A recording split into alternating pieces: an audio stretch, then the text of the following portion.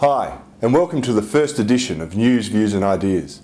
My name's Cory Bernardi, and through this program I'll be sharing with you my perspective on contemporary issues, but I'll also be responding to your views and concerns, so please be sure to share them with me by visiting my website.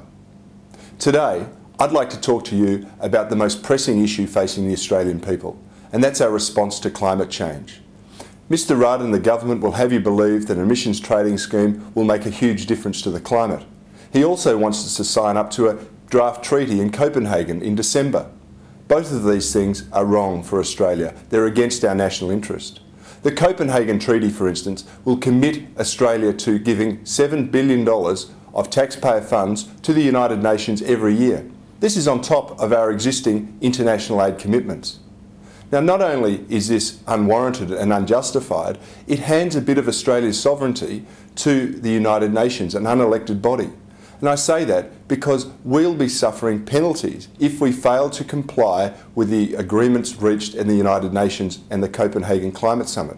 Both of these things are too big a risk for Australia, and particularly when you consider our Prime Minister claims he hasn't even read the treaty as yet. I mean, this is really lacklustre government. It's something that Australia shouldn't be committing to. And if you feel like I do about it, please go to my website. I've got a petition there where you can say no to the Copenhagen Climate Agreement. Just go to www.corybernardi.com and leave your details there. I'll be sure to pass them on to the government.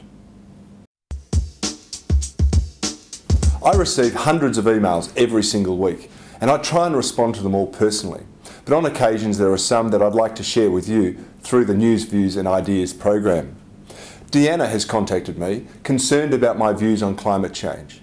She's asked me, can I provide her with a list of scientists that don't agree with the IPCC report? Well, frankly, Deanna, there are thousands, tens of thousands of scientists, and if you go to petitionproject.org, you'll find out that there are over 31,000 signatories to dispute this global warming alarmism. But Deanna also asked me, surely isn't it better for us to move towards a low carbon future or an energy efficient future? Deanna, I agree we should be moving to an energy efficient future. It makes good sense. We should be looking towards renewables and alternative supports and supplies of energy. But we shouldn't be jeopardising Australia's prosperity in the name of unscientific mumbo jumbo. This is alarmism. We need to stop it, and we need to make sure that the Australian people are not disadvantaged. I've got an email here from Wendy in Perth. And Wendy's concerned about Mr Rudd's asylum seeker policies. Well, Wendy, I'm concerned as well, because I supported the previous government's practice of stopping boats. It was a tough policy, but it needed to be tough, because we cannot encourage people to come to this country illegally, putting their own lives and those of others at risk. It's a dangerous precedent. We need to make sure it stops. Mr Rudd has squibbed the opportunity, he's tried to walk both sides of the fence, and he's failed miserably. I've got an email here from Dr Fraser. Well, Dr Fraser, you're concerned that we've failed as a Liberal Party to project a vision, a principled party upholding democratic, scientific and humanitarian principles, and that we are losing the trust of the Australian people.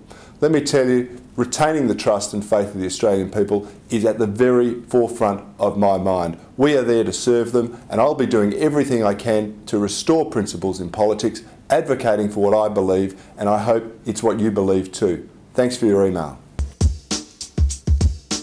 I'll leave you this week with a perspective from someone else. Sydney cartoonist Zeg provides a humorous insight into the contemporary issues of the day. I hope you enjoy this cartoon. See you next week.